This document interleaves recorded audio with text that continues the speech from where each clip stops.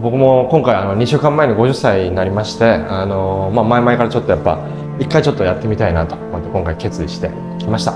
楽しみにしてます。ちょっと僕もいろいろ調べてはいたんですけど、そのスマート FUE というですね、最新の方法をドクターから今日受けられているので、非常に楽しみにしてます。He just turned 50 years old 2 weeks ago. He's a Japanese, but residing in Singapore. He came to Malaysia to GLOJAS to do the SMART FUE technique.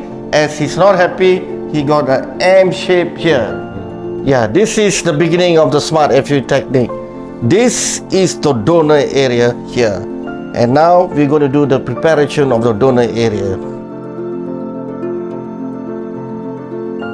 If we take out here 1000 grafts, and from here also we take out 1000 grafts, so that you get a homogeneous distribution. Now, where are the good grafts?